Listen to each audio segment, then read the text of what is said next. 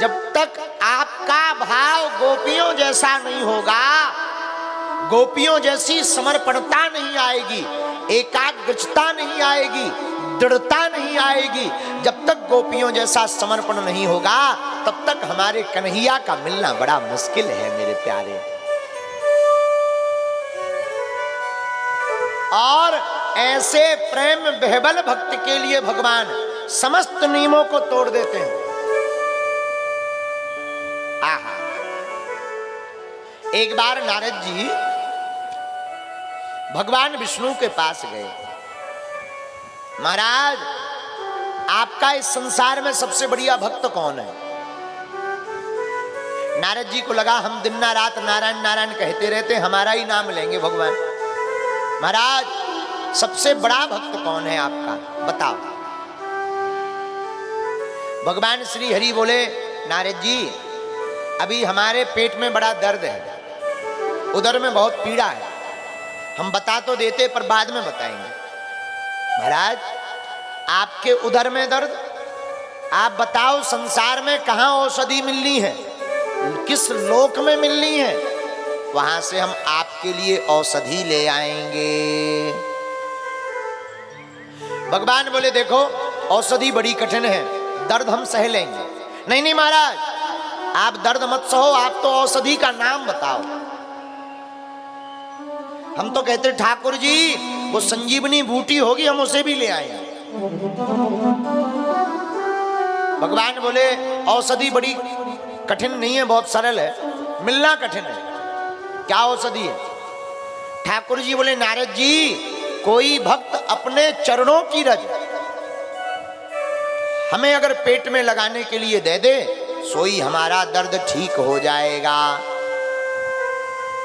नारद जी ने सोचा भक्त तो हम भी हैं, लेकिन भगवान हैं आप, और आपके चरण, आपको हम अपने चरणों की रज देंगे, पाप में पड़ जाएंगे, नरक जाएंगे। नरक, घोर यातना नरक की सहनी पड़ेगी, हम चरणों की रज नहीं दे सकते।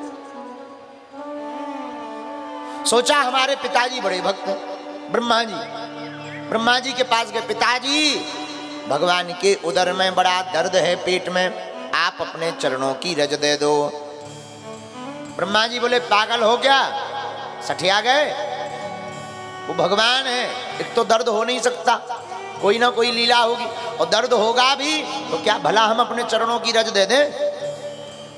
सब बर्बाद हो जाएगा, पूरे सत्कर्म पुण्य धर्म सब नष्ट हो जाएंगे, छीन हो जाएंगे। तीनों लोकों में नारद जी को कहीं चरणों की रज नहीं मिली।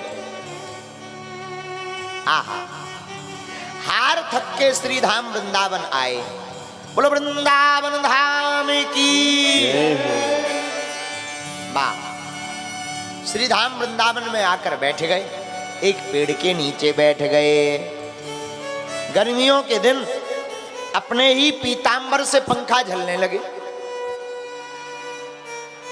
गोपियां आई, अरे नारद जी बड़े चिंता में दिखाई पड़ रहे हो, क्या बात है? चेहरा एकदम आपका लटका लटका है। नारद जी बोले, गोपियों बताने वाली बात नहीं है, बहुत जगह बता लिया, कोई उत्तर नहीं मिला। गोपियां बोली, शायद हम कोई आपको रास्ता दे दें, बताओ क्या कारण है? नारद जी बोले, गोपियों श्री ठाकुर जी के पेट में दर्द है, और उनका कहना है कोई भक्त अगर अपने चरणों की रज दे दे तो हमारा दर्द ठीक हो जाएगा। गोपियां बोली, हमारे सरकार के पेट में दर्द, हमारे प्रभु के दर्द पेट में, आओ देखा ना ताओ। तुरंत गोपियों ने अपना पैर रगड़ना प्रारंभ किया, और देखते देखते नारद जी की झोली में इतनी रज भर दी गोपियों ने कि नारद जी की झोली भर गई। नारद जी बोले, पागल हो क्या? विचार तो करो, जरा दिमाग तो लगाओ। भगवान को चरणों की रज दोगी तो नरक में जाओगी, पर धन है ब्रज की ब्रजांगनाएं, धन्य है ब्रजांगनाएं, धन्य है गोपियां। गोपियां आंखों में आंसू भरकर और हाथ जोड़कर कहती, नारद जी हमें अपने ठाकुर के लिए एक बार नहीं 1000 बार नरक में जाना पड़े तो मैं नरक चली जाऊंगी, पर हम अपने कन्हैया को दुखी नहीं देख सकते। आह, ये प्रेम है। प्रेम का मतलब पा लेना नहीं है, पा लिया तो प्रेम हो गया ना। जिसमें प्रियतम की रजा हो उसी में प्रेमी को मजा हो, यही सच्चा प्रेम है। जिसमें हमारा प्रियतम प्रसन्न रहे, जैसे भले प्रसन्न रहे, ऐसा भाव दृढ़ हो जाए, यही सच्चा प्रेम है। बाकी तो नाटक नौटंकी है। पा लेना प्रेम नहीं है, केवल पा लेना प्रेम नहीं है। कई लोग केवल शरीर सुख को प्रेम कहते हैं, शारीरिक भोग को प्रेम नहीं कहते, इसे वासना कहते हैं। महाराज, भागवत के अनुसार प्रेम वासना नहीं है, प्रेम तो भगवान की उपासना है। ये वासना नहीं है, इसमें काम गंध को जरा सा भी स्थान नहीं है। तब तो गोस्वामी जी, तुलसीदास जी भी कहते हैं, राम ही केवल प्रेम प्यारा,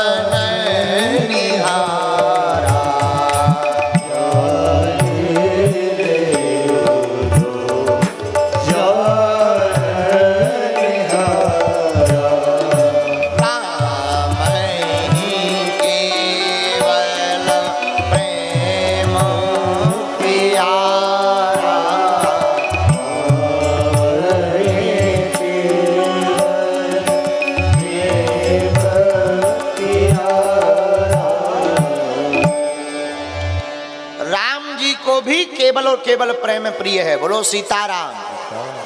और हम लोग किसे प्रेम कहते हैं? पाने, मिलना। अभी पंडित जी सुबह हमको बता रहे थे, बड़ा अच्छा भाव कर रहे थे। श्रवणात् दर्शनात् ध्यानामयी भावो नो कीर्तना।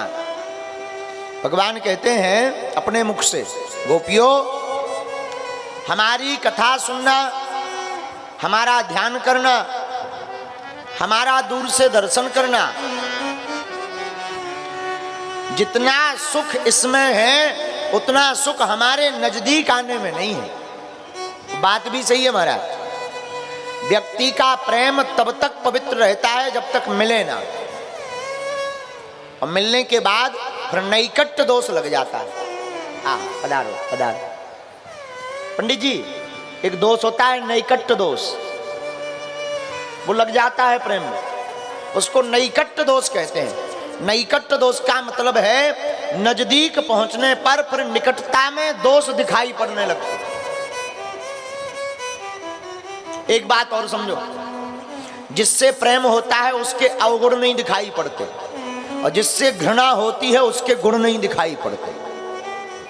किसी से प्रेम हो, वो कितना अवगुणी है ध्यान नहीं रहता है, क्या क्या अवगुण है ध्यान नहीं रहता है। और कोई कितना भी गुणज्ञ हो, ज्ञानी हो, लेकिन अगर प्रेम नहीं है, घृणा है, तो उसके फिर गुण भी अवगुण ही दिखाई पड़ते। बोलो सीताराम। लेकिन आजकल को प्यार तो भगवान ही बचावे। आजकल आदमी प्यार में इतना झूठ बोलत, तुम ना मिलो तो हम अपने प्राण त्याग देंगे। अच्छा कह दे कि चलो उंगली ही काट के भेजो, प्राण तो बड़ी दूर की बात, उंगली काटो, सोई तुरंत कह देंगे अरे वो तो बातें थी कह दी, अब हम समझ गए तुम निर्मोही हो।